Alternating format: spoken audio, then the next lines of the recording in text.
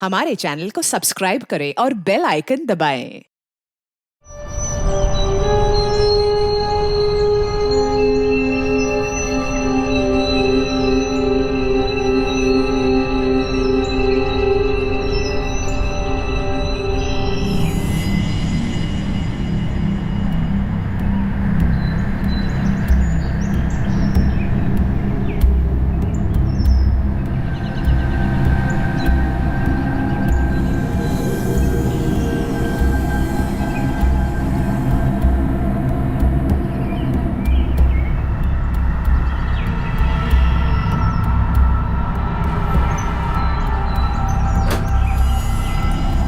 कौन है?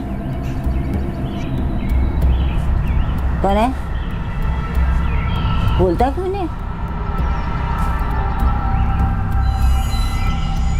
प्रकाश, तू है इसका?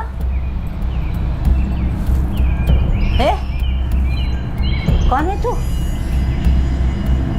ये मत समझना मुझे कुछ दिखता नहीं, सब दिखता है मुझे। छोड़ूंगी नहीं, हाँ? सबको बुला लूंगी। चोर पकड़ो! अरे चोर चोर चोर घुसा है मेरे घर में। अरे चोर पकड़ो पकड़ो, चोर है।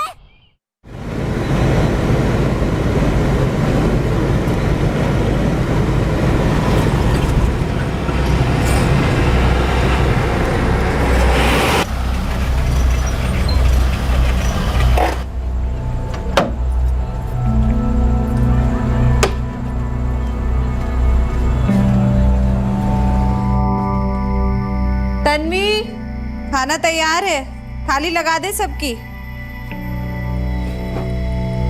हो आई। मुकुल, आजा बेटा।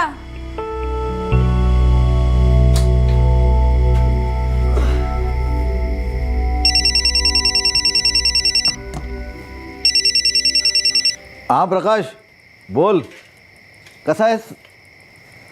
दादा मैं ठीक हूँ, आप कैसे हो? आई, चावल और दूं? नहीं नहीं, रात को चावल ज्यादा होता है, सो नहीं पाती, पेट में गुड़गुड़ करता है। नहीं नहीं नहीं, आई को कुछ नहीं हुआ। हाँ, चोर तो भाग गया, पता नहीं चला कौन था। खरं सांगू, आईची खूप काळजी वाटते रे। एक तो दिन ब दिन उसकी आंखें कमजोर होती जा रही है और इस गांव में तो उसका इलाज होने से रहा। प्रकाश, आई को यहाँ मुंबई ले आता हूँ, यहाँ किसी अच्छे डॉक्टर से इलाज करवाएंगे। मुझे नहीं लगता वो शहर आने के लिए इतना आसानी से मान जाएगी। ऐसा करता हूँ, मैं सोमवार को वहाँ आता हूँ। क्या है, शनिवार और रविवार को यहाँ पे ज्यादा सवारी मिलती है, तो दोनों साथ में बैठेंगे आई के सामने और उसे मनाएंगे। ठीक है दादा, तो सोमवार को मैं भी छुट्टी ले लेता हूँ। ठीक। मनीषा, सोचता हूँ आई को यहाँ मुंबई ले आऊँ। पर आई मानेगी? मुंबई आने के नाम से उनका मुंह बिगड़ जाता है। तू फिक्र न कर, इस बार कुछ भी करके आई को मना लेंगे मैं और प्रकाश। इस बार आई की जिद नहीं चलेगी। हाँ नहीं नहीं, मुझे नहीं आना शहर। तुम्हारा वो शहर मुझे रास नहीं आता, कितना शोर होता है वहाँ पे, आंखों के साथ मेरे कान भी खराब हो जाएंगे। नहीं नहीं, मैं यही ठीक हूँ। अगर मुंबई में अच्छे से इलाज होगा तेरी आंखों का। हाँ, क्या हुआ है मेरी आंखों को? तो बिना वजह बात को बढ़ा रहा है। सब कुछ तो दिखता है मुझे। तू सत्येंद्र है, ये प्रकाश है, और वो उर्मिला है। मुझे मालूम है वो चोर की वजह से तुम लोग डर गए हो। मगर ये बात क्यों भूल जाते हो? वो चोर को मैंने घर में घुसने नहीं दिया, बाहर से बाहर भगा दिया। पळून लावलं मी त्याला। आई, अरे बात वो नहीं है, बात तेरी आंखों की है। तेरी आंखें पहले से ज्यादा कमजोर हो गई है अब 70 साल की उम्र में जिंदगी ओझल हो रही है, तो आंखों का क्या? मैं बिना आंखों से भी अपने गांव को देख सकती हूँ। भाई, इतने साल प्रकाश के साथ रहे, अब थोड़ा टाइम मेरे साथ भी रहे ना। हम दोनों तेरे बेटे हैं, तो दोनों में इतना फर्क क्यों करती है तू? रहने दे, मैं खूब समझती हूँ तेरी नौटंकी। जज्बाती बनकर मुझे उल्लू मत बना तू। प्रकाश, मैं बोल देती हूँ, मैं शहर जाने वाली नहीं। अगर तू जिद कर सकती है ना, तो मैं भी जिद कर सकता हूँ। आखिर तेरा ही बेटा हूं मैं। हाँ? तू मानेगी नहीं तो बच्चे की तरह गोद में उठा के लेके जाऊंगा तुझे।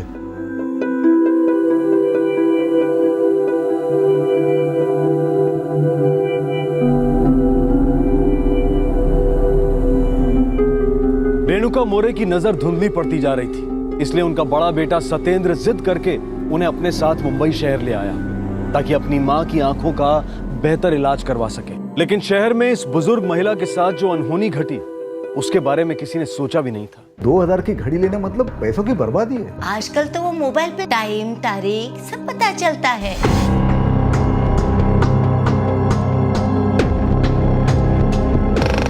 बोल तू आएगा?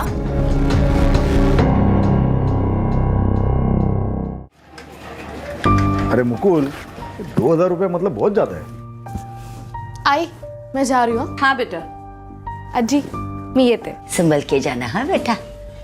बाबा ये 2000 वाली सस्ती ही है, इससे भी महंगी घड़ियां होती है। अरे बाड़ा देख, अभी मैं, तेरी आई, तू, तन्वी चारों कमा रहे, इसके लिए घर के लिए कुछ पैसे बचा पा रहे। ये 2000 की घड़ी लेना मतलब पैसों की बर्बादी है। अच्छा तेरी खुद की पगार 3000 रुपए और इतनी महंगी घड़ी ले रहा है तू? हाँ आजकल तो वो मोबाइल पे सब कुछ दिखता है, टाइम तारीख सब पता चलता है, तो घड़ी की क्या जरूरत है? अगं आजी तुला समजणार नाही, वो काम करते वक्त हर बार मोबाइल तो नहीं देख सकता ना मैं, और वक्त के साथ चलने के लिए ये कलाई में घड़ी होना बहुत जरूरी है। आई तू थाम, तुझे घड़ी चाहिए ना? हाँ। मनीषा सुन, वो अलमारी में मेरी घड़ी पड़ी है ना, वो इसे दे देते हैं। वैसे भी अलमारी में पड़ी है, मैं तो पहनता नहीं। देखती हूँ मैं। बहुत महंगी घड़ी है, उस टाइम मैंने 4000 रुपए की ली थी। वाह बाबा, आप तो अभी मुझे लेक्चर दे रहे थे बचत का, और आपने 4000 की घड़ी खरीदी थी। तब कोई डिस्काउंट चल रहा था 70% का, तो 1200 में पड़ी थी। उसकी कीमत तो वैसे 4000 रुपए थी।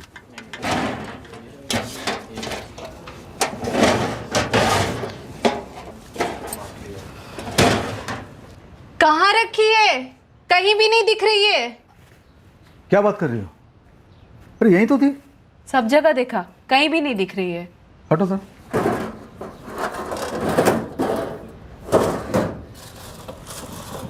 क्या हुआ, नहीं मिली? तुम बिना चीजें कहाँ रखती हो?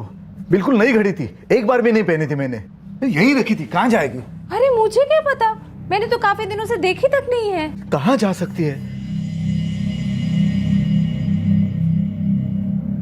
बाबा आप मुझे ऐसे क्यों देख रहे हो? मुझे तो आज ही पता चला है घड़ी के बारे में।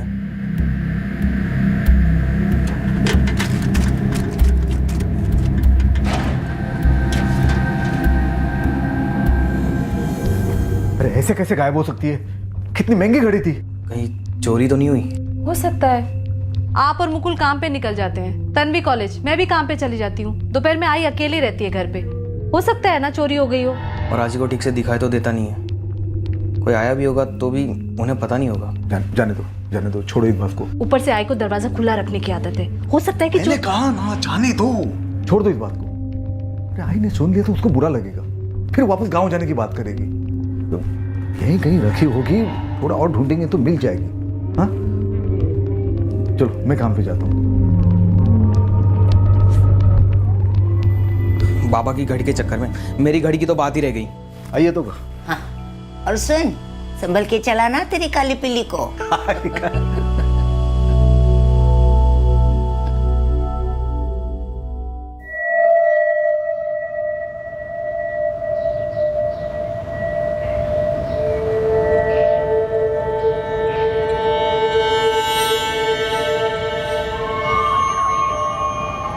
अम्मा जी, ये देखिए आपसे मिलने आए हैं। कौन है दुनिया? स्वीटी मैडम, हमारी चीफ गेस्ट है।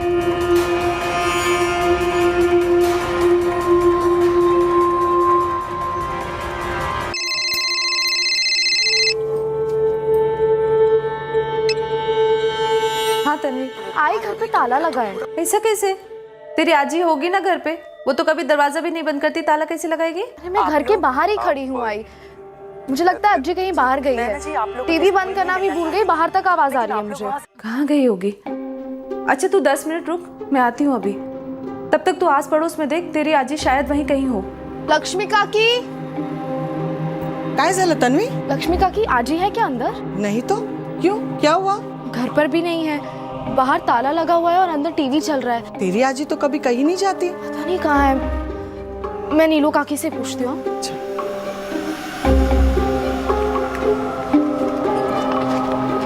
क्या हुआ?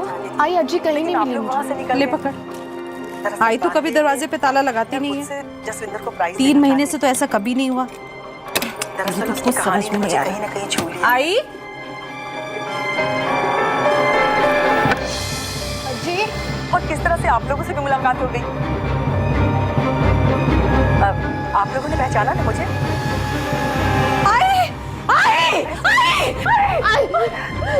किसी भी चीज को मत छुड़ा, पुलिस को फोन करो। आई तन्वी,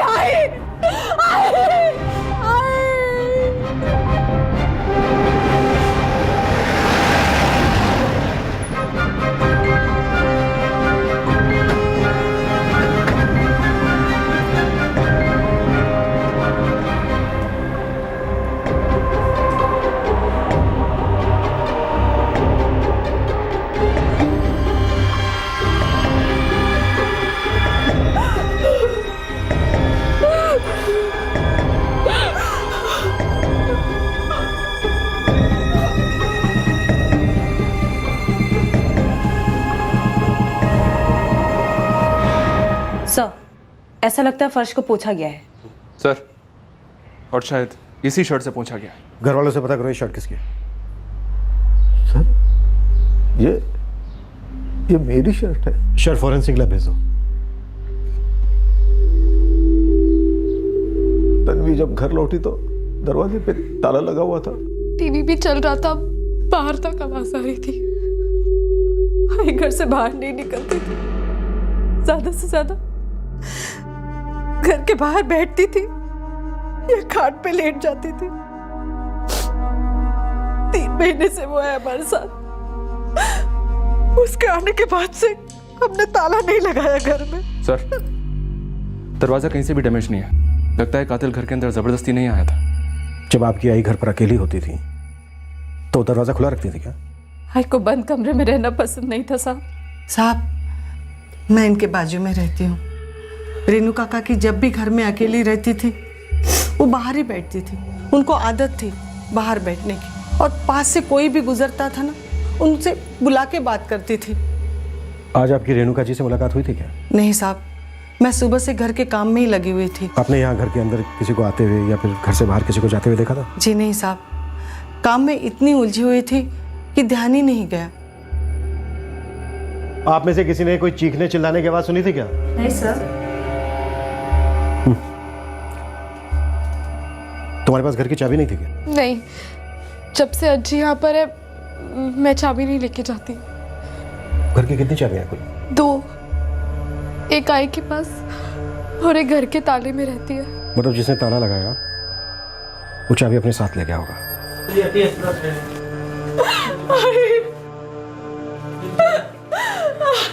हाय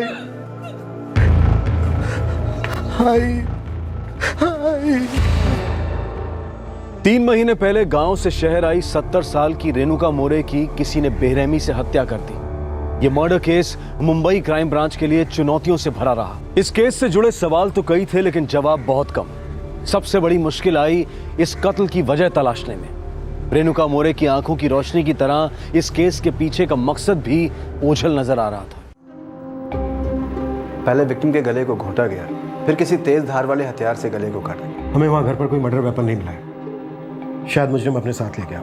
वैसे मौत की टाइमिंग क्या रही हो? बॉडी मिलने के करीब 3-4 घंटे पहले। 3 से 4 घंटे पहले। हम वहां पर पहुंचे हैं 3:25 को, मतलब 11 से 12:30 के बीच। जी सर, मनीषा और सत्येंद्र का कहना है कि घर से कुछ भी चोरी नहीं हुआ है, सिवाय उस ताले की चाबी के। Right sir. ये परिवार कोई पैसे वाला नहीं है। मुझे नहीं लगता कि कातिल चोरी करने के इरादे से घर में गया। हो सकता है सर, लेकिन कातिल ने अलमारी खोली जरूर थी, कपड़ों को भी उथल पुथल किया था, पर उसने कुछ चुराया नहीं। शायद वो किसी खास चीज की तलाश में था सर।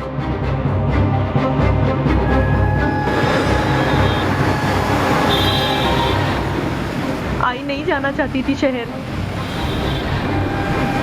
लेकिन हमारी जिद की वजह से गई।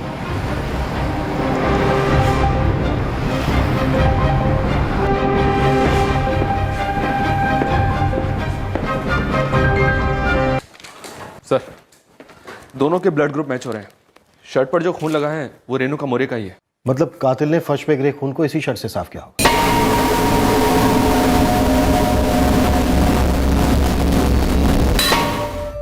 जाहिर सी बात है, कातिल ने टीवी की आवाज तेज रखी ताकि विक्टिम के चीखने चिल्लाने की आवाज किसी को सुनाई ना दे। सत्येंद्र ने बताया सर कि उसकी माँ की आंखें कमजोर थी, वो दिन में भी ठीक से नहीं देख पाती थी। शायद कातिल भी इस बात से वाकिफ था। उसे लगा होगा कि घर में वो आसानी से दाखिल हो जाएगा और अपना काम करके निकल जाएगा। रेणुका मोरे ने उसे रोकने की कोशिश की होगी, दोनों में झड़प हुई होगी और इस झड़प में रेणुका जी की मौत हो गई। सबसे अजीब बात तो यह है सर कि कातिल ने दरवाजे पर ताला बाहर से लगाया और फर्श भी साफ किया। और जब ये कत्ल हुआ तो परिवार के सभी लोग घर से बाहर थे। सबसे पहले तन्वी घर पर लौटी, उसी ने घर पर ताला लगा दिया, उसी ने अपनी आई को बताया। मंगेश, कल तन्वी को थाने बुलाओ, इस वारदात की फिर से जांच शुरू करते हैं। शायद कोई कड़ी छूट गई।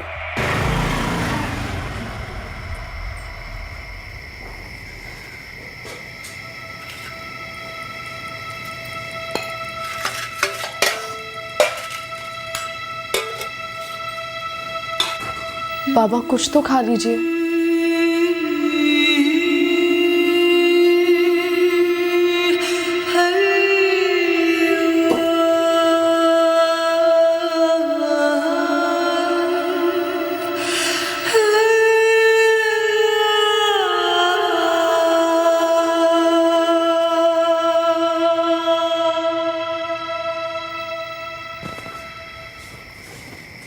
आई क्राइम ब्रांच से फोन आया था, कल बुलाया है। सर मैं कॉलेज के फर्स्ट ईयर में पढ़ती हूँ। तुम कॉलेज से रोज घर आती हो, घर पर खाना खाकर हमेशा काम पर चली जाती हो। जी। पिछले 3 महीने से, मेरा मतलब जब से तुम्हारी दादी तुम्हारे साथ रहने आई, तब से कॉलेज से लौटते वक्त वो हमेशा तुम्हें घर पर ही मिली? जी हाँ सर। उससे पहले? उससे पहले चाबी मेरे पास ही रहती थी। आज ही के आने के बाद कभी चाबी लेके जाने की जरूरत ही नहीं पड़ी, इसलिए मैं चाबी घर पर ही छोड़ देती थी। मतलब जिस चाबी से ताला लगाया गया वो चाबी तुम्हारी थी? जी। 8 साल हो गए मुझे इस चौल में, तब से मनीषा और उसके परिवार को जानती हूँ। लेकिन रेणुका मोरे को यहाँ आए अभी सिर्फ 3 महीने हुए थे, है ना? रेणुका काकी ने 3 महीने में ही सालों का रिश्ता बना लिया था। शायद ही कोई ऐसा होगा जो उनको नहीं जानता हो। सबसे बातें करना, सबका हालचाल पूछना, ये समझ लीजिए शौक था उनका। वो लोगों को रोक रोक के बातें करती थी। हम सबको भी बहुत अच्छा लगता था उनसे बात करने को। अच्छा, ये सत्येंद्र का बड़ा बेटा मुकुल कहाँ काम करता है, पता है आपको? हाँ, वो यही सांता क्रूज में किसी गैरेज में मैकेनिक है।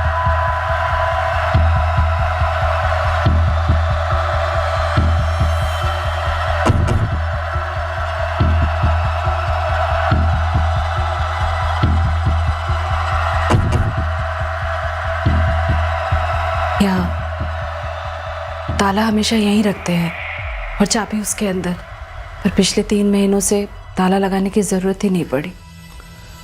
अच्छा, आप अपनी माँ की आंखों का इलाज कौन से अस्पताल में करवा रहे थे? जी, वो स्टेशन के बगल में सरकारी अस्पताल है, वहां पर। आंख नजदीक लाइए। हाँ।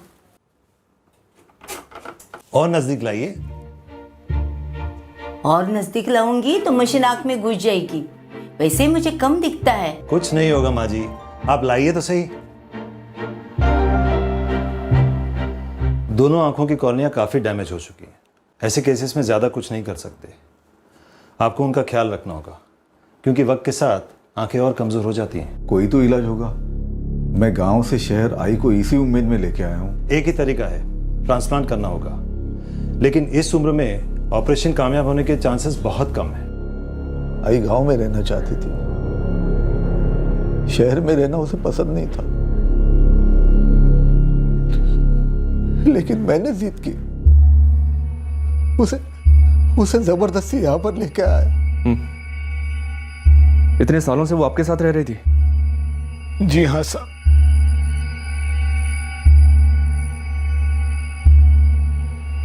सुनीता। ये सर। इस लड़की के बारे में पता करो। कत्ल के बाद घर पर सबसे पहले तन्वी ही पहुंची थी। इसने ही घर पर ताला लगा देखा था। इसकी कही हर बात वेरीफाई करो। Yes sir.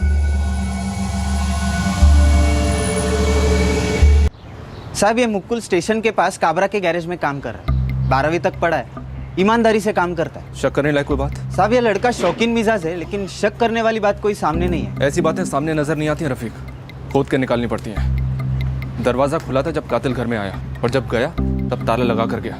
पूरे चांसेस हैं कि इसमें घर का कोई सदस्य शामिल है। दादा, पुलिस ने थाने पे बुलाया है, कुछ बात करनी है।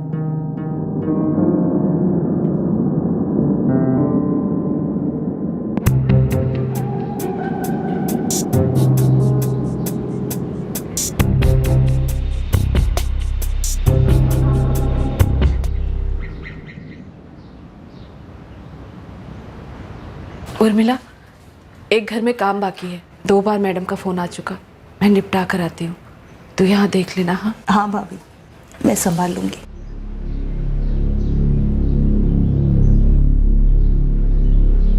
जी साहब, हम दोनों भाइयों ने मिलकर तय किया था आई को शहर लेकर आने का। लेकिन आपकी आई इससे खुश नहीं थी। आई को शहर का माहौल पसंद नहीं था, उसकी सारी जिंदगी गांव में ही गुजरी थी ना।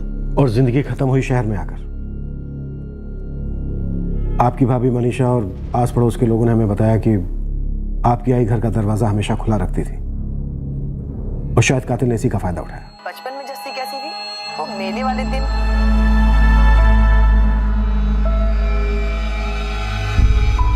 मेरे कहने का मतलब है कि मेले वाले दिन के पहले वो मासी की दुकान थी जी।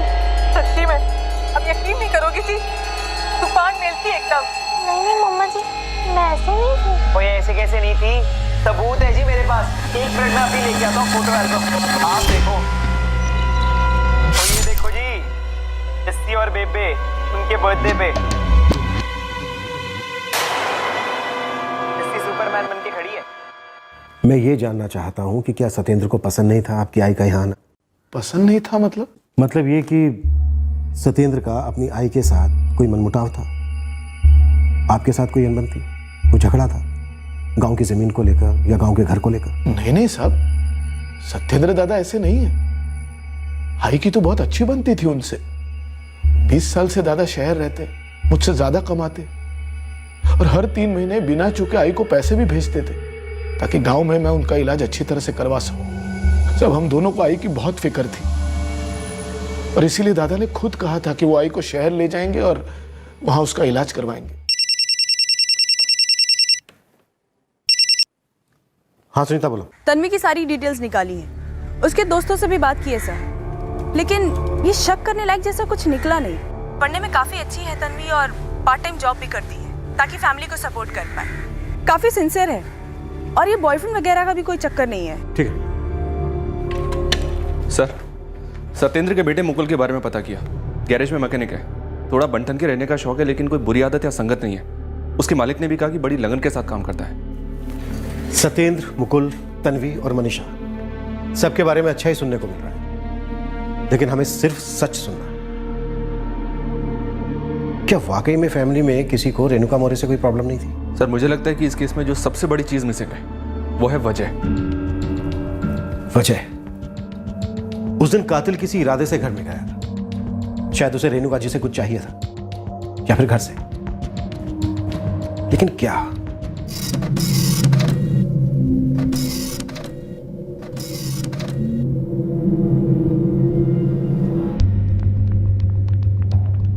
सर किसी के भी फोन रिकॉर्ड्स में शक करने जैसा कुछ नहीं मिला है। उनके फोन रिकॉर्ड्स उनके बयान से एग्जैक्ट मैच करते हैं? जी सर, तन्वी का कहना है कि तकरीबन 2:15 बजे वो अपने घर पहुंची। जब घर पहुंची तो घर पे ताला लगा हुआ था। उसने अपनी मां को फोन किया, ये बात उसके फोन रिकॉर्ड से कंफर्म होती है सर, और तन्वी के फोन करने के 15 मिनट के अंदर उसकी मां घर पहुंच गई। आई तो कभी दरवाजे पे ताला लगाती नहीं है, 3 महीने से तो ऐसा कभी नहीं हुआ। उसकी मां कहां से रही थी? वो सेंटा क्रूज में ही किसी मिसेस दीपिका सोनी के यहाँ काम कर रही थी। उसने अपनी मां को फोन किया 2:15 बजे, और उससे 10 मिनट पहले यानी 2:05 पर उसकी इस नंबर पर बात हुई। ये नंबर किसका है? ये ज्वेलरी शॉप के मालिक का नंबर है सर, जहाँ तन्वी काम करती है। इस नंबर की डिटेल्स निकलवाई है मैंने। सर रघुराम जाधव नाम है इसके ओनर का, मैंने इससे बात भी की। इसका कहना है कि तन्वी ने बताने के लिए फोन किया था कि उसको आने में शायद थोड़ी देर हो जाएगी, क्योंकि उसे घर पे ताला लगा हुआ है। कहीं हम गलत ट्रैक पर तो नहीं जा रहे? हो सकता है तन्वी का इस केस से कोई लेना देना ना, ये दोनों सास बहू के बीच की प्रॉब्लम हो। मनीषा अपने पति और दोनों बच्चों के घर से जाने के बाद सबसे आखिर में घर से निकलती है। हो सकता है दोनों सास बहू के बीच कोई कहासुनी होगी। और सर वैसे भी ये दोनों सिर्फ 3 महीने से साथ में रह रहे थे। सत्येंद्र को ना सही, लेकिन सर हो सकता है मनीषा को अपनी सास का घर आना अच्छा ना लगा हो। सोचा तो ठीक है, पर आई मानेगी? मुंबई आने के नाम से उनका मुंह बिगड़ जाता है। और हो सकता है मनीषा ने अपनी सास को मार डाला और उसने अपनी बेटी तन्वी की इस काम में मदद ली।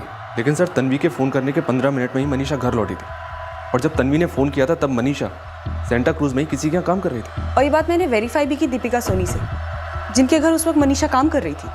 शक की सुई घूम तो सब पर रही, पर किसी एक पे टिक नहीं रही। सर, भले ये मर्डर घर में हुआ है, पर यह भी तो हो सकता है कि इस मर्डर में घर के किसी भी सदस्य का हाथ ना हो। तो फिर किसका हाथ हो सकता है? कोई क्लू तो मिले। आखिर क्या वजह हो सकती है एक 70 साल की बुजुर्ग को इतनी बेरहमी से मारने की?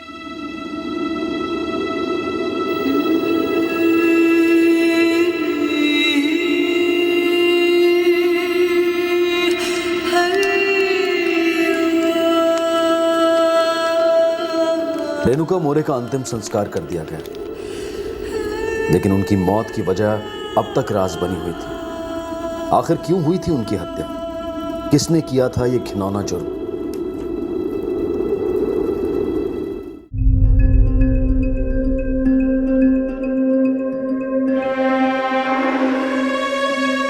सत्येंद्र लगातार क्राइम ब्रांच के चक्कर काटता रहा, इस उम्मीद में कि शायद पुलिस को कोई सुराग मिला हो या उसकी मां के कातिल का पता लगा हो। सत्येंद्र अपनी मां की मर्जी के खिलाफ उन्हें अपने घर लाया था, और उसके बाद यह सब हुआ। यह ख्याल उसे मन ही मन सता रहा था। एक बोझ सा महसूस कर रहा था वो। उसके लिए यह जानना बेहद जरूरी था कि उसकी मां को ऐसी बेरहम मौत क्यों मिली, उसके साथ आखिर क्या हुआ था। हम ये पता लगाने की कोशिश कर रहे थे कि ये मामला कहीं आपके गांव से तो किसी तरह से जुड़ा हुआ नहीं है। साहब, आपको ऐसा क्यों लगता है? आपके भाई प्रकाश ने हमें बताया कि जब आप अपनी आई को यहाँ पर लेके आए, उससे कुछ ही दिन पहले आपके गांव के घर में कोई चोर दाखिल हुआ था। कौन है? चोर पकड़ो! अरे चोर चोर चोर घुसा है मेरे घर में। हाँ सर, इस घटना के बारे में प्रकाश ने मुझे फोन करके बोला था। अगले हफ्ते में आई को यहाँ पर लेके आया। इस केस में एक बात बहुत अजीब लग रही है। कातिल ने घर के बाहर के दरवाजे पर ताला लगाया, ताला टीवी के पास रखा था। हो सकता है कोई चोरी करने के इरादे से आया हो, और जैसा कि आपके गांव के घर पर हुआ, आपकी आई ने उसे भगाने के लिए शोर मचाया और उसने अपने आप को बचाने के लिए आपकी आई की जान ले ली हो। चोर सब मेरे घर से कोई क्या चुरा सकता है? यही सोचकर हमने इस पर कोई खास तवज्जो नहीं दी, लेकिन अभी हम किसी भी संभावना को नजरअंदाज नहीं करना चाहते। आप श्योर हैं कि आपके घर से कुछ भी गायब नहीं हो? आपने सारी चीजें अच्छे से चेक की? सारी चीजें वैसे ही है जैसे थी। मेरे घर से कोई क्या चुरा सकता है भला?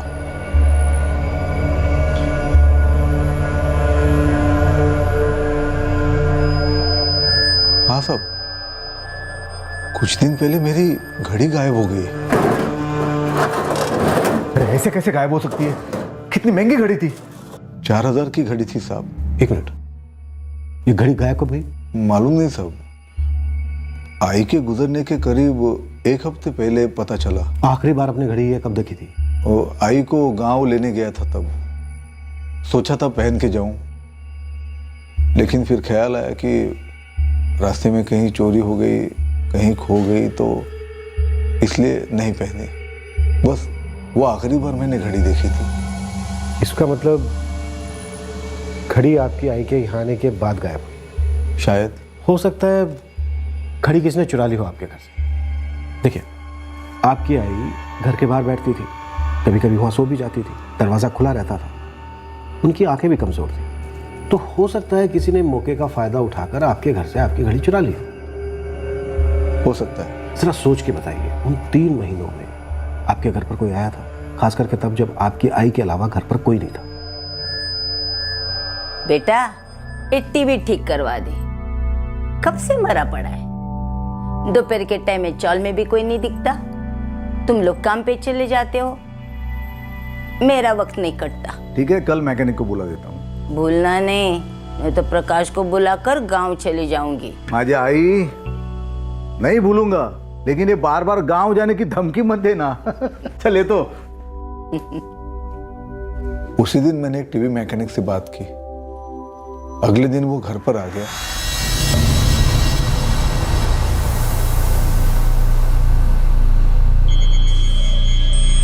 माँ जी, सत्येंद्र मोरे का घर यही है ना? वो टीवी रिपेयर करना था ना? हाँ हाँ, आओ आओ, कुछ करो इसका। ना कुछ बोलता है ना ठीक से चलता है। कौन है आई? अरे इरफान तुम? हाँ। अरे देखो तो टीवी को क्या हुआ है, इसको रिपेयर करके ही जाना, और जो भी पैसा होगा मैं दुकान पे आके दे दूंगा। ठीक है साहब। हाँ? आई रिपेयर करेला तो चले तो मैं।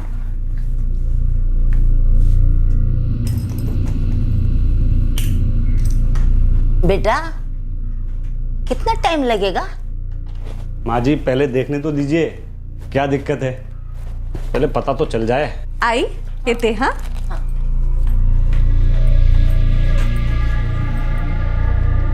तो ठीक कर रहे हैं ना बेटा?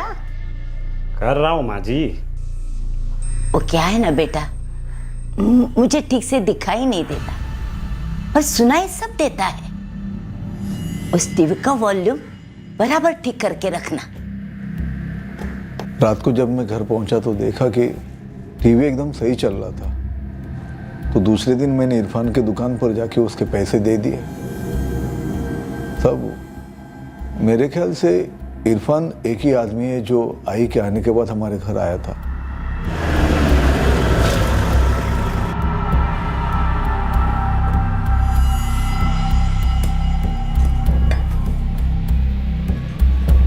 ये इरफान शेख की दुकान है? हाँ साहब यही है। कब खुलती है? पता नहीं साहब, इरफान तो ईद का चांद है, उसे खुद को पता नहीं रहता वो कब निकलेगा। गांजा पी के पड़ा होगा कहीं, एक नंबर का गंजेड़ी है साहब। इरफान शेख रहता कहाँ? इसी चौल में रहता है साहब, ये सामने वाली गली में।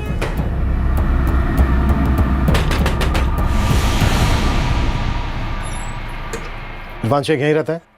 जी साहब। अभी कहाँ है वो?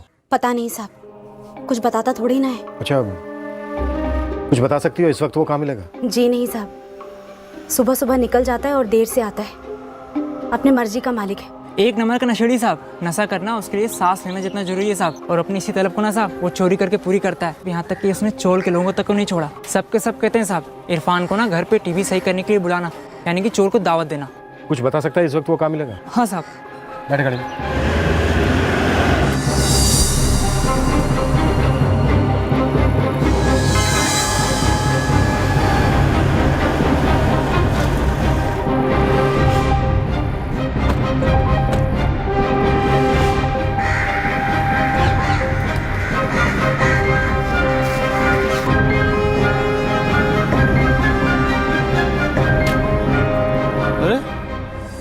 ये क्या किया साहब, क्या दिक्कत है? बड़ी मुश्किल से तो माल का जुगाड़ किया था, और मैं अपने लिए खरीदता हूँ, धंधा थोड़ी करता हूँ मैं। तेरा धंधा तो टीवी रिपेयरिंग का है ना, लेकिन आजकल तू अपनी दुकान नहीं खोलता। अपनी दुकान अपनी मर्जी, जब चाहे बंद रखूँ। आपको क्या दिक्कत है साहब? थाने चल हमारे साथ, फिर तुझे बताते हैं कि दिक्कत क्या होती है और दर्द क्या होता है। अरे ऐसे पकड़ के काहे को ले जा रहा? इरफान शेख एक टीवी मैकेनिक जो एक बार टीवी रिपेयर करने के लिए सत्येंद्र के घर आया था, वो अब इस केस का मुख्य संदिग्ध था। क्राइम ब्रांच के पास अब तक उसके खिलाफ कोई सबूत नहीं था, सिर्फ शक था। क्या शक की सुई इस बार सही निशाने पर लगी थी?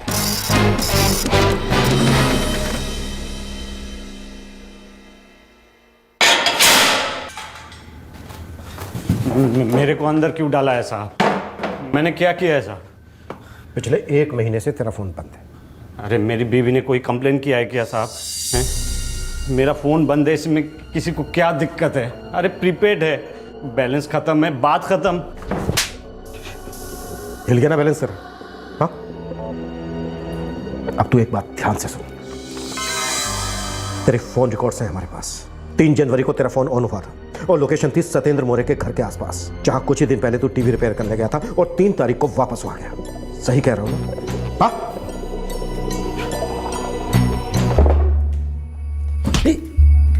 जैसे तुझे लत है ना गांजे की, वैसे ही मुझे भी लत है सच सुनने की। अगर तूने कुछ भी झूठ बोला तो दम मारना तो दूर, सांस लेने में भी दम लगेगा। बोल, तू नहीं मारा है ना उस बुजुर्ग औरत को? हाँ? अब तू मुंह खोलेगा या फिर मैं तुझे खोलना शुरू करूं? आखिरी बार तुझसे पूछ रहा हूं, तो नहीं मारा है ना उसको? हाँ साहब, मैंने मारा है उसे। क्यों मारा? क्यों मारा? साहब बुरी हालत हो गई थी साहब, नशा चाहिए था मुझे साहब, लेकिन माल खरीदने के लिए मेरे पास पैसे नहीं थे। मैंने सोचा बुढ़िया के पास कुछ न कुछ मिल जाएगा, पहली बार गया था ना, सब मिला था। अरे मान,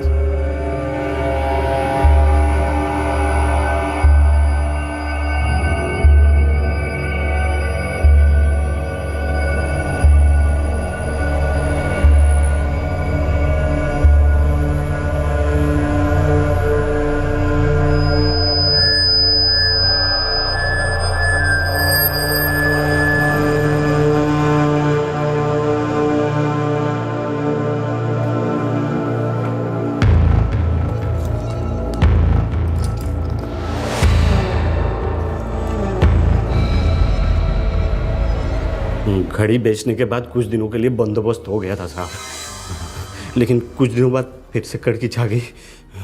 मुझे बड़ी तलब लगी हुई थी, गांजा चाहिए था मुझे, लेकिन माल खरीदने के लिए माल नहीं था साहब मेरे पास।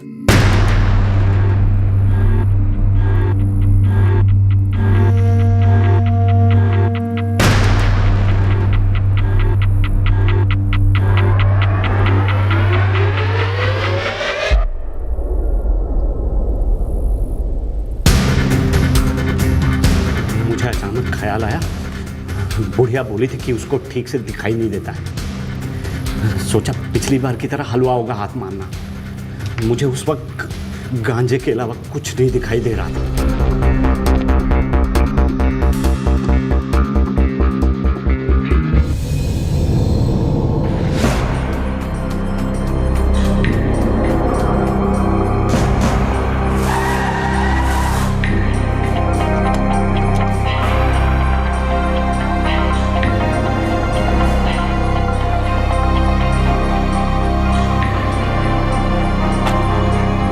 मैडम जी आप आइए ना, आइए।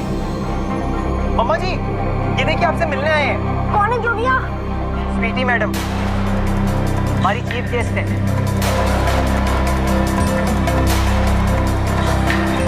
पूरी अलमारी छान मारी पर कुछ नहीं मिला। भेजा घूम रहा था मेरा।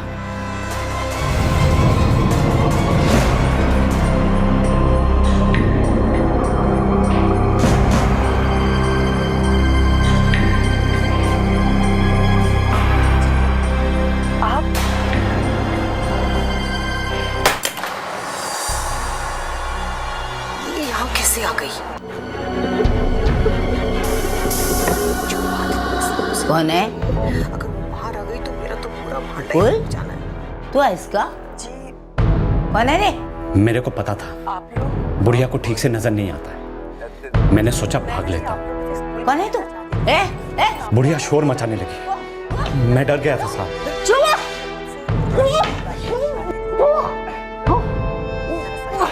तू टीवी वाला? हाँ, इरफान। मेरे ध्यान में ही नहीं आया कि करीब जाऊंगा तो मुझे पहचान लेगी। मैं और डर गया, लगा बुढ़िया पकड़वा देगी मुझे। आप लोगों ने पहचाना ना मुझे? मैं तो बहुत साल हो गए।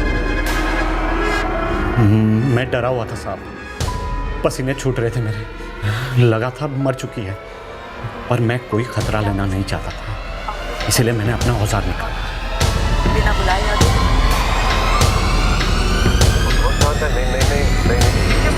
अंदर आइए ना, जस्टिन आपसे मिलके बहुत खुश होगी। चलिए। जाऊँ मैं?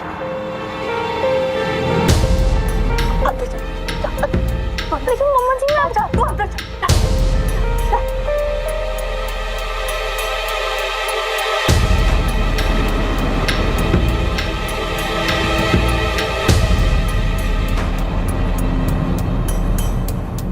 बैठिए, बैठिए।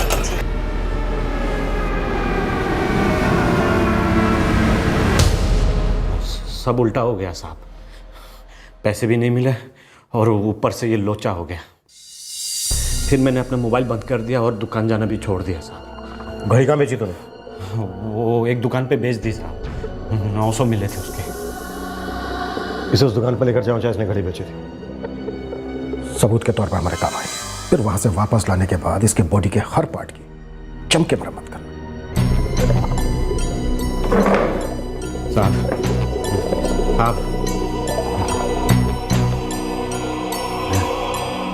पता नहीं प्रकाश,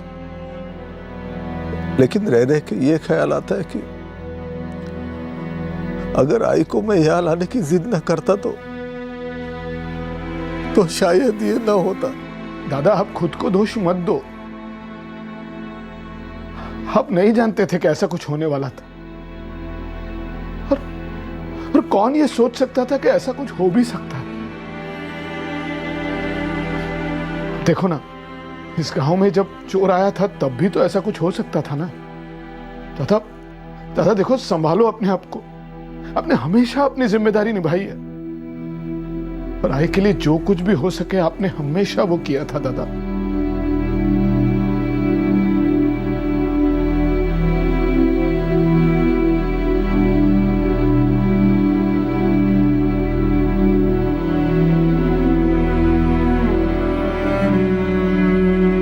इरफान शेख पर हत्या के लिए आईपीसी की धारा 302, सबूत मिटाने के लिए धारा 201 और हानि पहुंचाने के इरादे से किसी के घर के अंदर जबरदस्ती जाने के लिए धारा 452 लगाई गई है। बेहद दुख की बात है कि ऐसी जिंदा दिल औरत की जिंदगी का अंत इस तरह से हुआ।